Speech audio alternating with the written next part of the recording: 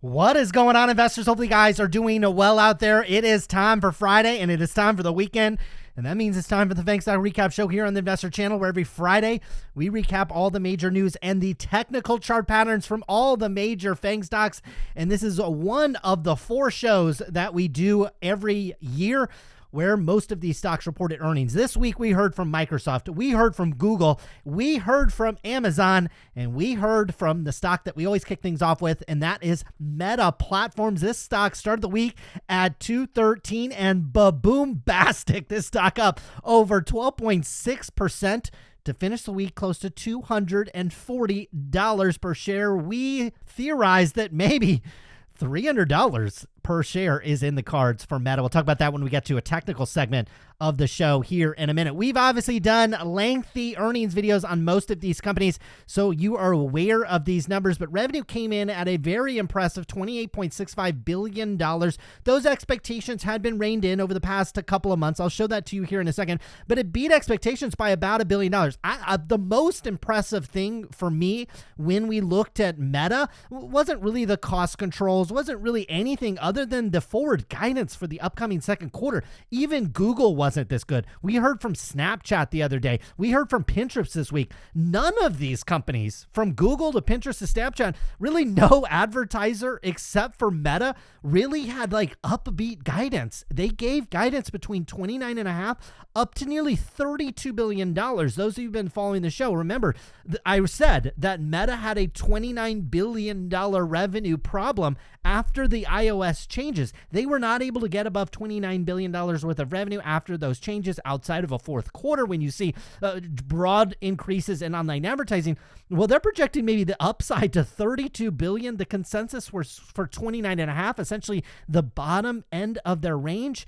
So impressive for Meta, and what you are seeing is analysts are starting to catch up. These are essentially earnings revisions. Now, you see, earnings revisions have come in tremendously. I mean, we're talking about a year ago. People were thinking by now Meta would be doing maybe 38, close to $40 billion. In fact, over $40 billion worth of revenue. That was the expectation a year ago for this company. So you can understand when these companies start beating, it is beating expectations that have been reined in. So when the company guides to 29.5 and 32 billion, I'm very impressed with that as of now. But a year ago, again, understand that Wall Street was expecting a number closer to $40 billion, but also understand a lot of that has been priced into the stock, okay? The stock market is forward looking, and this is really what they are talking about when they discuss this type of thing, is that a year ago, it became very apparent that Meta was not going to be able to meet their Q1, Q2, Q3 revenue estimates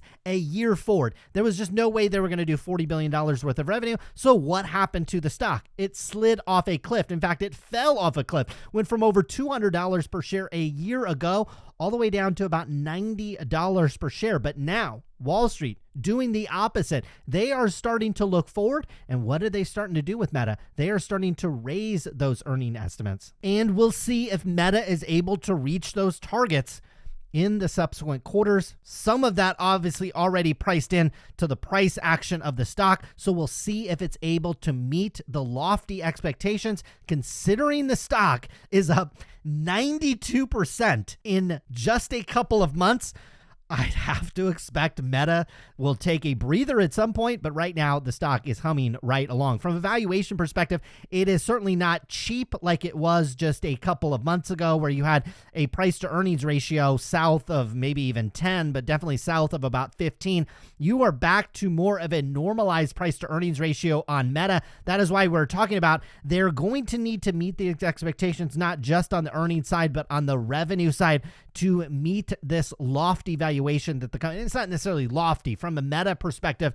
It is back to a level where sellers tend to step in on the stock. Moving on to Apple, started the week at 165, and in a very rare case, we've been in earnings videos for several years on the channel.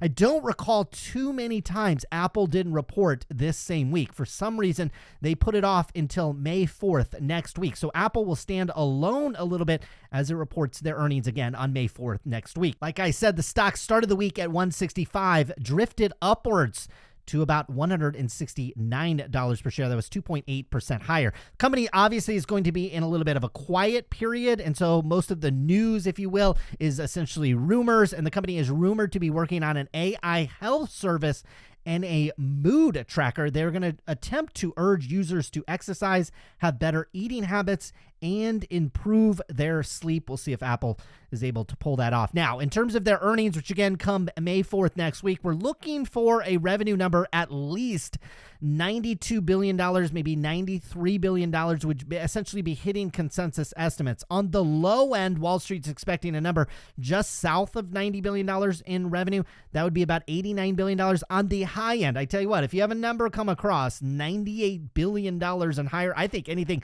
higher than $95 billion and higher for Apple will be a pretty big surprise. I think the stock could push basically to all-time highs. We'll show that to you from a technical perspective towards the end of the show, but you get it. And look, if they really beat, get some magically somehow get a number north of $100 billion, the entire stock market will probably push higher.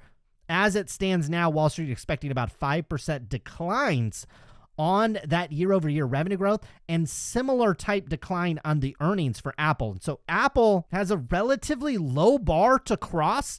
And so if it's able to not cross that bar, so I think one thing is going to happen or another with Apple. It's either going to cross the bar and the stock is going to push to all-time highs, or it's going to fall underneath a relatively low bar, and it could create a little bit of a pullback in these markets. Speaking of pullbacks, Amazon started the week at 108, drifted downwards by about 3.24%, finished the week close to $105 per share. The company reported their earnings yesterday, and boy, the chat was really fired up with the fact that the stock was initially up in the after hours and then basically drifted down. But if you look actually over the last 24 hours, Amazon stock roughly flat. Revenue coming in at 127.4. That was 9.5% growth.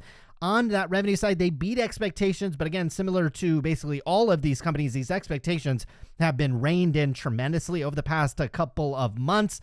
They beat expectations by about $2.8 billion. Now, initially, it actually looked pretty good because I actually was impressed with the revenue guidance that they gave between $127 up to $133 billion. The consensus was about in the middle there at $130, so that's good enough. The AWS numbers, though, over at Amazon, absolutely a disappointment. And I think management on the conference call didn't do investors any favor by talking about some of the April numbers and some of the investment cycle that they are in when it comes to AWS. The other thing that we saw with AWS, the growth rate wasn't rather impressive, certainly compared to Microsoft, certainly compared to Google, which we'll get to here in a moment as well. But the margins actually shriveled up, and some of that obviously due to some kind of investments. And I don't think the CFO, and I definitely don't think the CEO, Andy Jassy, do a good enough job either telegraphing this to investors. They kind of just dump it onto you in the conference call because the stock was up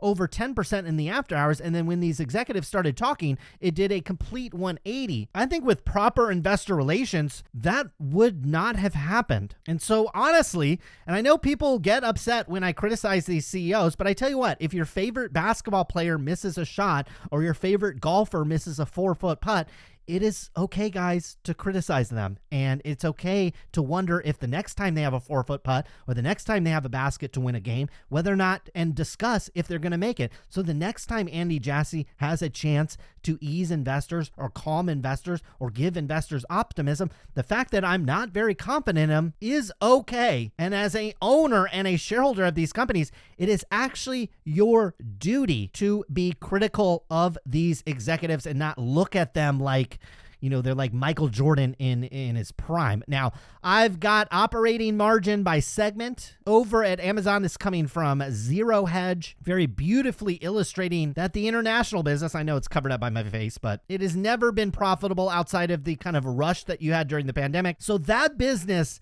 they need to cut cost in the international business or figure out ways to expand it. I think the former, cutting costs, is probably the way to go there, but the company is not going there. Now, we had some progress here in North America. You see positive operating margins for a long time. They slipped negative towards the back half of last year, and now we're coming back positive. It would be nice to get these back into kind of the low single digits. The AWS Operating margins were, again, a disappointment, kind of slid. Certainly year over year have slid quite a bit. But looking at this, they were relatively on par with where they were just a quarter ago. We'll see if Amazon is able to turn things around. Now, Amazon did trim some jobs. This was just 100 jobs or so in a working group of about 7,000, so a relatively small amount, but the company continuing to do cost cuts. And I think with the vast majority of these companies, the thing to understand, certainly when we're looking at Meta, the companies that have been very aggressive, Meta and I would say Amazon out of this group, and then Google as well,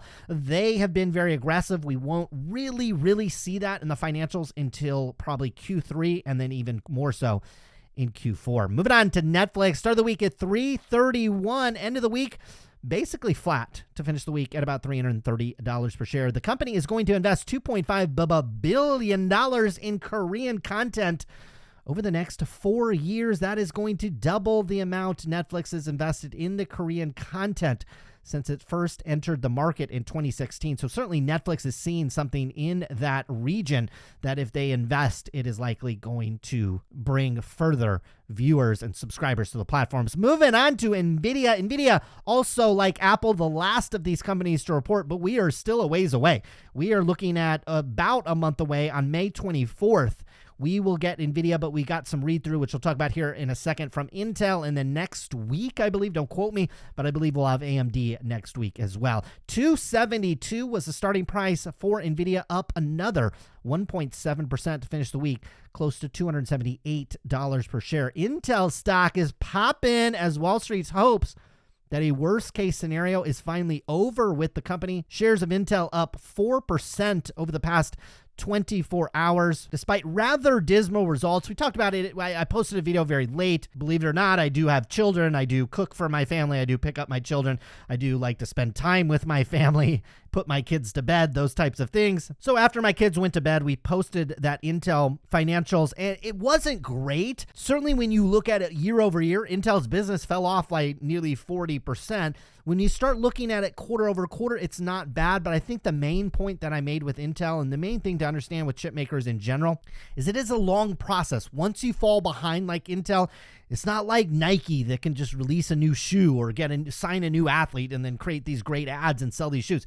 It takes a while to build these products, and in some cases, Intel's pivoting their business model. Not to turn this into a discussion about Intel, but we'll certainly get a read-through on to NVIDIA. Intel's business was weak, and there's a lot of anecdotal data that I'm seeing that NVIDIA, yes, their GPUs are selling well to kind of the enterprise and server market, but gamers are like balking at every GPU they've released over the past 6 months. And so we'll see if that is enough. The AI market is enough to keep the stock humming. Moving on to Google. Start of the week at 106. End of the week just up fractionally, about 1.1% to finish the week, close to $107 per share. The company initially, though, gained about 4% as it beat on the top and the bottom lines. A lot of the reasons why it's beaten on the bottom line is they have a gigantic buyback, and I don't have it off the top of my head, but I believe they added to the buyback another $70 billion. This company doesn't have a lot of uses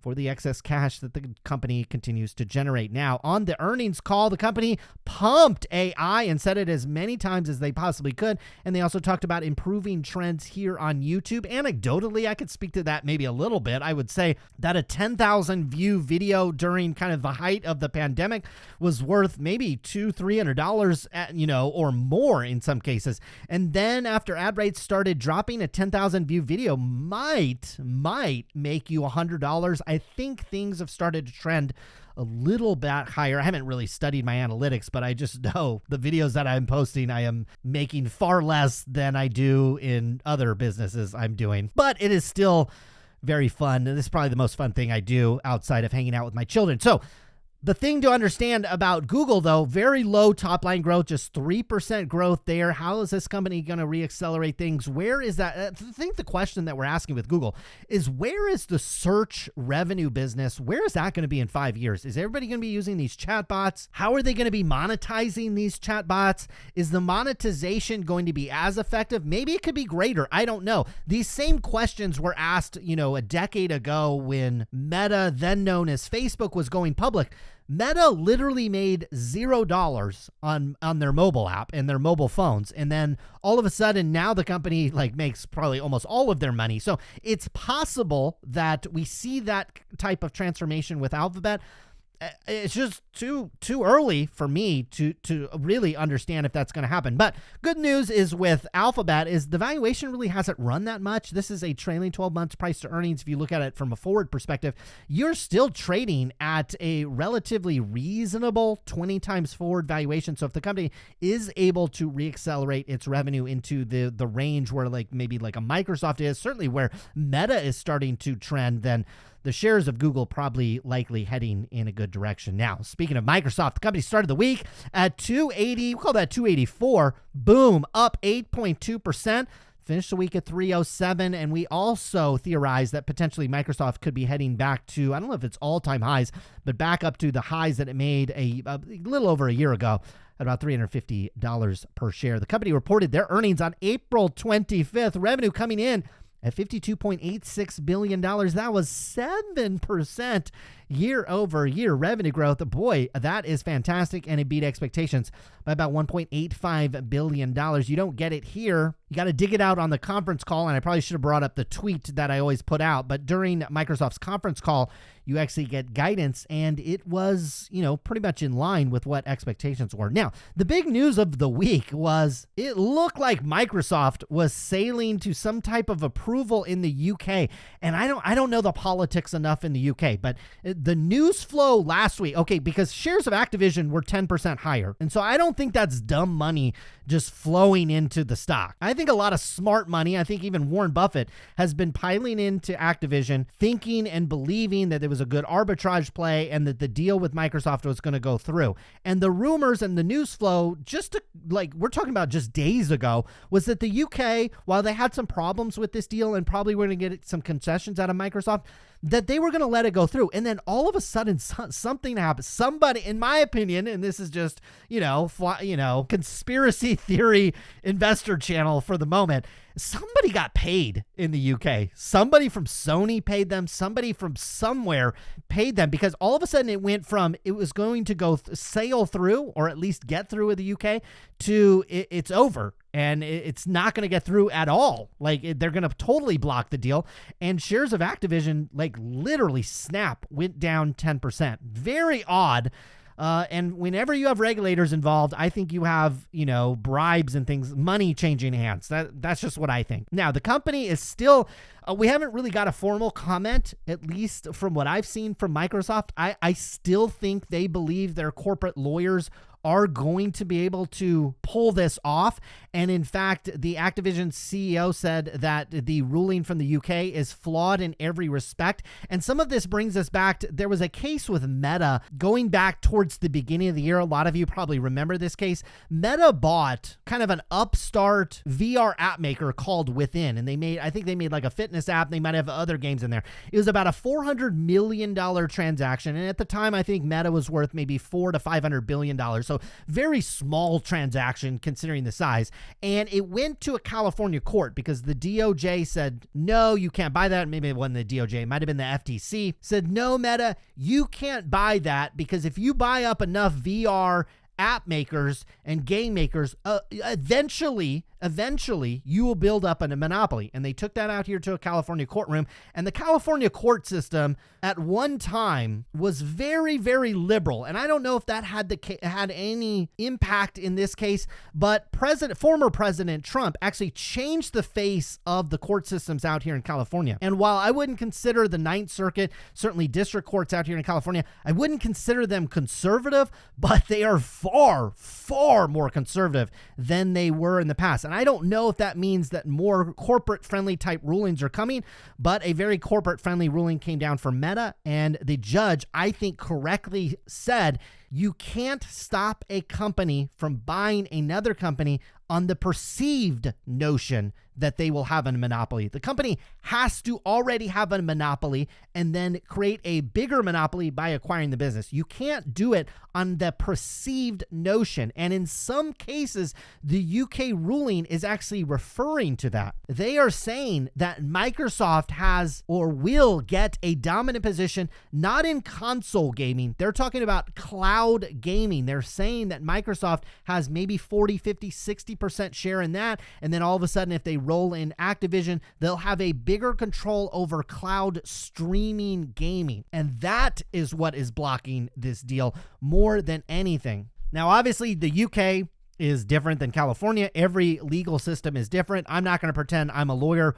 I'm not going to pretend that I'm not even in the same ballpark, let alone the same stratosphere as a Microsoft corporate lawyer. I can imagine they have their ammunition loaded up, and we'll see where this goes. I always bet on the corporate lawyers in these situations. We'll see what happens here. Microsoft signed a 10-year cloud deal with, I believe this was Enware in the UK after the country blocked that Activision deal. Again, Enware is a Spanish cloud gaming platform, and Microsoft has reached similar deals in the past with NVIDIA's GeForce streaming and others out there. Moving on to Tesla, start of the week at 165, actually dipped down. It was below about 153, got it all back and finished the week roughly flat. Finished the week at 164 and some change. Now, Mobileye stock, which was a spinoff of Intel, I believe it was either earlier this year or late last year. The ticker symbol is MBLY. Still believe Intel owns a majority stake in that company, but that stock plunged nearly 20%, although I am seeing today it rebounded by about 4% as Tesla price cuts were signaled out on the company's financials for, quote, killing the Chinese EV market. They state in their financials, and this is a quote, the China electric vehicle market has been negatively impacted by meaningful price actions by a global EV OM, which is Tesla, reductions of government electrical vehicle subsidies, and general economic weakness in the country. So you have Tesla cutting prices, you have the Chinese government reducing government subsidies and tax credits for these vehicles, and just general economic weaknesses creating less demand for this. Obviously, this relates to Tesla because Tesla has decided to do, actually, I think that is something very interesting. Now, will it make your tummy ache if you're a shareholder of Tesla? Probably. They have decided to cut prices. They have decided to cut margins. They have decided to play the competition game, which was definitely something that they could have decided to do. Now, Tesla could maintain their margins. They could keep the prices high, but they've built these factories across the world, here in California, Texas, Germany, and in China, and they kind of need for these cars to be pumped out. And so they're playing kind of the volume game versus the kind of higher profit margin game. This is obviously impacting their financials.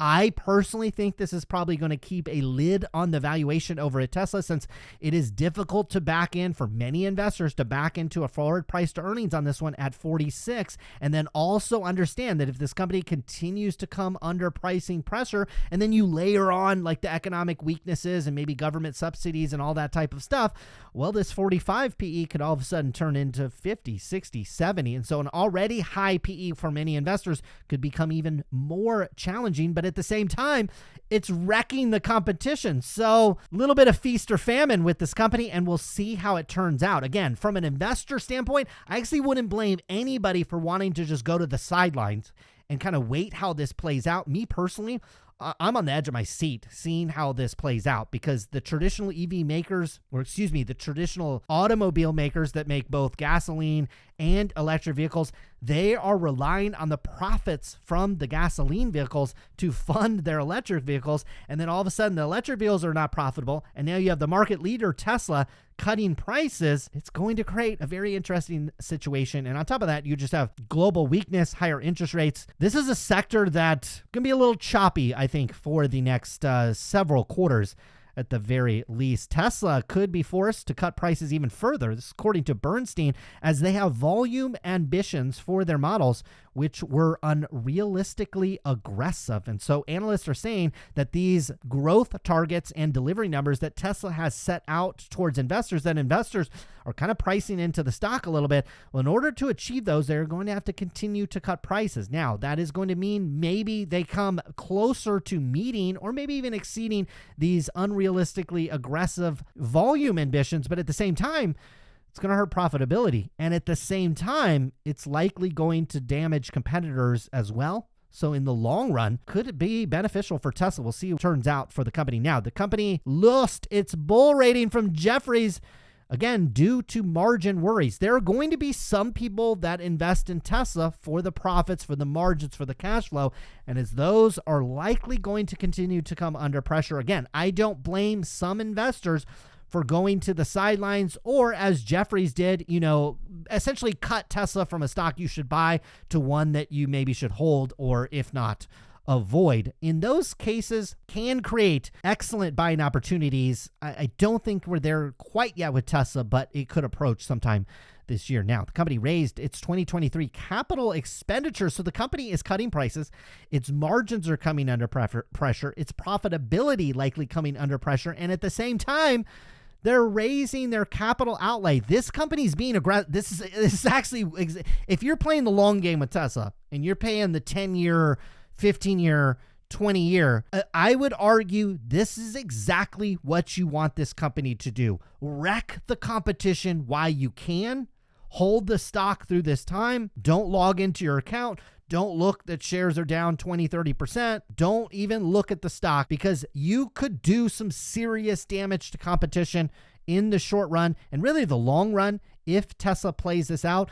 But in some cases, it's going to hurt the financials. And in Tesla's case, already a rich valuation will be a tougher sell to some investors. Now, the company is ready to ship cars to North America from China for the very first time. They are going to make a certain model of car in China and export it, not here to the United States, but I believe this press release says to the great country north of the United States, and that is our friends up in Canada are going to be able to get a version of the Model Y that is manufactured in the Shanghai factory and exported to the great country of Canada. Moving over to the technical segment of the show, we'll get to Meta here in a second. The S&P 500 is just moving right along. We'll get to Apple here in a second. That is going to have a major impact on if we can push through.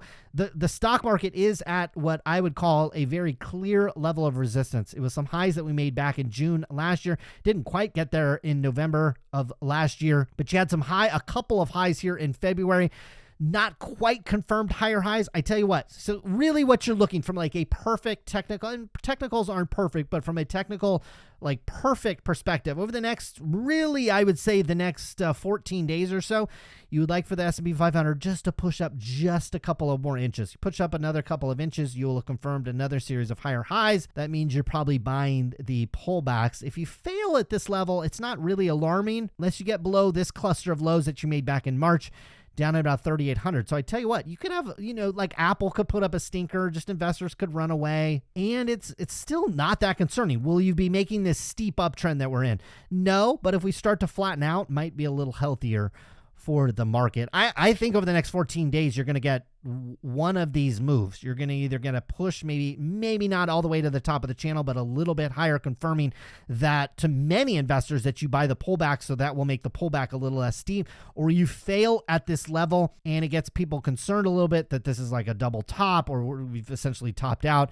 and that could create a deeper pullback, which I still think probably could be bought. Now, moving on to Meta, we have gapped up over last earnings. We gapped up again. Now we're up against a little heavy. I would call this area that we're at 245-ish. Definitely some serious resistance level. It was support for the longest time, and we're talking about almost a year's time. It was some support, and then it's a key area. 245 is a key area because it's where you dropped initially after that initial, like Mark Zuckerberg going on the metaverse tangent. You went from like 330 on this stock all the way down to 240, and then it went to like $90. So it's a key level. You got a gap underneath here. I personally will play the breakout above probably 250. You break out above 250. I'd like to see this stock fill this gap. You fill this gap from 250 up to 280. I'll play that gap, and then I'd have a stop loss shortly underneath that. I want to repeat that because risk management doesn't get any clicks or views here. If I play this gap fill, I'm having a stop loss like $1 or $2 underneath the stock. So I either make $30, $40 per share, or I lose $1. That is what I would play. If you are not doing that type of risk management, I really don't think you should be buying stocks in the shorter term. Okay, you're buying stuff for the longer term. I think you still should have a lot of stop loss because Meta stock is a great example of that. The other scenario that I think that could play out, and I'm not sure, honestly. I mean, I know you guys are tuning, some of you guys are tuning in this show to have me tell you what to do. This is not the I tell you what to do investor channel. This is for you to get a little bit of information and make these decisions yourselves. You're a big boy, you're a big girl. You can make these decisions. I think if I were to bet today, if I had to put on a trade today, which I wouldn't, but if I had to, I would say this area fails. We get rejected here. We fill this gap at the very least back to 217. You get momentum out of this stock. I think this gap down here. Now, I wouldn't be alarmed, okay, because the lower low is down here at 80 or 90 bucks. So this stock could come back all the way back to 100, and you could just be making a series of higher lows and then eventually higher highs. It would be very painful for many people if the stock does that. I wouldn't necessarily anticipate that, but I could see a pullback at least to 218 on this one. Me personally, I'd like to see, I really wouldn't be super excited on a pullback until you got maybe back to 170, maybe 150. This area between 150 and 180 is when that's when we might, this green box that's on here, maybe we do something like this and we say, okay, we're going to start buying it up here. Right now, I'm not really willing to do that yet. The stock's essentially gone parabolic. When stocks go parabolic, they don't really have me excited about buying them, at least in the shorter term. Now, speaking of parabolic, Apple moving higher, all-time highs, back up here at about 182. I don't think these are in play for next week unless we put a revenue number north of $100 billion. You do that, maybe the world's richest company could gap and fill that. I don't think so, but it'll be decision time next week for Apple. Do you push above these highs? Really, more importantly, up here at 175. You push up above 175, all of a sudden, the downtrend that you've been in is essentially over, and then the high probability that you retest these highs at 182, if not surpass them. The other scenario is you get rejected at this level on May 4th. People are bearish, and then all of a sudden you start to look for levels to buy this stock. The first level is 158. Most of you are probably overexposed to the stock or exposed to it to a fair amount. Wouldn't be super exciting there. 150 would be slightly more exciting. The very exciting level is the top of the green box, down all the way back down here to about 138. That is where I would be excited. The lows back here at 125. I would likely start buying the stock back at 138 if we get that opportunity. Moving on to Amazon. You can really tell in the comments section of my Amazon video, some of you guys probably have about $180 in your Robinhood account, and you were either short Amazon by like 0.1 shares or you were long because the 10% price action in the after hours really got to some of you. But in the end, the technical chart is still looking decent. Okay, I mean, like if you look at that chart right there with Amazon, what would you say? Okay, we're making higher lows. We haven't quite got to a higher series of highs. There's kind of a lone candle here. It could be a head and shoulders pattern, could fail, dump out the bottom, could retest this black trend line at some point. If you do that, not overly scary, could still just be creating another set of higher highs, higher lows. You got about a $1 trillion market cap on a company that is going to do about $500 billion worth of revenue in a very short amount of time, maybe even a little bit higher than that if the company can squeeze. Really, there was a great comment from a great viewer here on the channel. I won't shout him out just in case he doesn't want to be mentioned on the most popular show on the channel, but he asked, what's the buy case for Amazon? The buy case for Amazon is if they can expand their low margin business. Okay, they can expand the operating margins in North America, and they can expand them from negative to positive in the international. Because you're talking about like over $100 billion. You're talking about hundreds of billions of dollars worth of revenue over the course of a year. Yes, 1% operating margins aren't that great, but again, off of hundreds of billions of dollars, if you can get this to 4 or 5%, and this is Costco's business model, this is Walmart's business model as well. And how do you do that? You start replacing workers with robots. And if that offends you, then this is probably not the stock with you. I think in the shorter term, that is not going to materialize. But in the longer term, Amazon is going to replace a large swath of its employees with robots. And that, in my opinion, is the bull case on the stock. If that's not strong enough bull case for you, I understand. Now, moving on to Netflix. Still looks good, okay? I mean, take out the fact that we dropped from highs up here at 709. Sometimes we need to just look at the charts like this. This is a fantastic chart. Higher lows, higher highs. It's hesitated here. So, I mean, it doesn't have me concerned yet, but could these be could this materialize and be kind of a topping pattern here? Now we're making lower highs, lower lows. Yes, I guess that could be potentially possible. But again, you're looking at these on a daily chart. If you switch these to a monthly chart, they look a little bit different. Right now, I would rate Netflix as essentially a hold, but I would absolutely have, some of you might have really good gains in Netflix. I would have a stop loss underneath these lows right here at about 260. Wouldn't want to see the stock get below 260. Get below 260, you'll have taken out these lows, and these lows, and that means that these lows down here at 164 higher probability of coming into play. Now, moving on to NVIDIA. If you really look at NVIDIA, it started to go sideways. Over the past couple of weeks, we've really traded in a tight range, and that's probably a good thing considering the stock has also gone parabolic. Now, the company, like we said, don't report earnings for about a month now, so May 24th, but we'll get some read-through with AMD, got a little bit of read-through with Intel. If Intel's any sign that the earnings for NVIDIA are going to be bad. This is a natural area where the stock is kind of hesitating at 280, because if you break through 280, you're going to all-time highs up here at 345, 350. Anybody on the sidelines of this, or anybody that's in this one, this red line, we'll change this red line. I'll change it to just an arbitrary color. We'll change it to purple. You would not want to see the shares get below, I believe, the purple line. It would take you to these clusters even lower than that. I would have a stop. Like if you want to lock in your gains, you're one of these people that are up 90% in the stock just in the past couple of months. Wouldn't want to see this one get below 245, a little bit more conservatively than that, just in case there's a hesitation. There's an area here at about 230. Wouldn't want to see it get below 230. 230, you've really kind of broken this trend that we're in, and you're likely headed lower, but as this stock moves lower, you're looking to buy it, I think. But it's tricky. I honestly, if I was like money managing somebody, I would not recommend buying a stock 30 days before earnings, and we're now in that window with NVIDIA. So, take all of this with a grain of salt. If you were paying me to manage your money, I would have a trading plan in place saying, I can't buy NVIDIA right now because they report earnings on the 24th. We could buy Meta. We could buy Apple. We couldn't buy Apple. They report next week. We could buy all of these stocks except for Apple and NVIDIA because they're within 30 days of reporting earnings. Speaking of earnings, Google's came across. The stock held this level at about 106. We've talked about for several weeks here, or at least I've tried to highlight it, that this level above 106, 108 on Google is going to be tough to get through. You have some large consolidation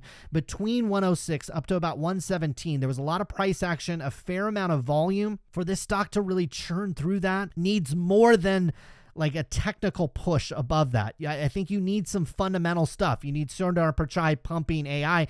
You need some evidence that the Bard chatbot is not going to replace search, or it's going to replace it and it's going to be 10 times better from a revenue standpoint. You need something with Google. A fail at this level, though, is not super alarming. You get pullbacks in Google anywhere south of $100 or $100 and south of there is a buying opportunity from a valuation perspective and a technical level. Now, Microsoft did the impossible. Thought for sure the stock would get rejected at this 300 level. Maybe we get some buying opportunities. It'd actually be exciting. No, it's continuing to move higher. That's why we said, and I think the thumbnail on our video said, look, 350 is in play, because once you got, very similar to Google, okay, if Google's able to churn through this level at like 117, we'll call it even as high as 120, well, that brings this area in play, because you have like almost, after you churn through this, you basically have not a lot of sellers left, okay? It's just going to be people accumulating the stock. Similar to Microsoft, you churn through this level here,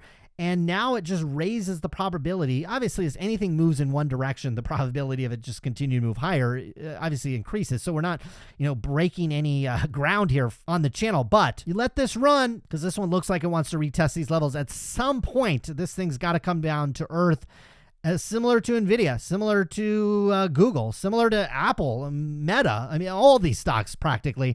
A comeback to earth moment is the more parabolic it gets, the comeback to earth moment can be a long ways, and it is still a buy. I mean, you could come all the way down to 250 and you're still making a series of higher lows on this one, still making a series of higher highs. So you are buying that stock. Now, I would actually say the one stock that is different from a technical perspective is Tesla. It's making a series of lower highs, lower lows. It failed at this level of 200. What you would have liked to see is at least the technical pattern continue, come back up here, retest areas at 270. That did not happen. We just could not get up there. The buyers diminished, okay, and the sellers emerged. That's a problem for Tesla. It is the one stock also in the green box, but it is at the top of the green box. I wouldn't be super excited about Tesla at these levels. But I wouldn't blame somebody if they wanted 10 shares of Tesla and they wanted to buy a half a share or 1 share of it here. I would be like, okay, that's fine. But the momentum is out of this name. Intermediate term, shorter term, the momentum's out. We're looking for areas of lower. I would get excited about this one south of 125. South of 125, you're approaching these lows here. You would have to expect buyers stepping in at these lows again. We saw 100% rally off of these, so a lot of short-term buyers, traders, option traders will also be targeting this level as well. So whether or not Tesla gets all the way back down there, I don't think so. I think people will jump the gun on that. People that missed out on these low prices will step in a little bit sooner. We're talking about kind of investing psychology as well. But overhanging that a lot is the Tesla price cuts and the fact that the valuation of the company has to come under some question. Again, if you're playing the 10-year game with Tesla, the game that they are playing, dropping these prices, killing the competition, that is actually the game I think you want them to play. But again, in the shorter term, probably not the best for the stock from a valuation and a technical perspective as well. That was a FAANG Stock recap show for this week. We'll be back again next week with Apple earnings, and it should be an exciting one. Until then, have a safe weekend. We'll see you again soon. Good luck with your investments.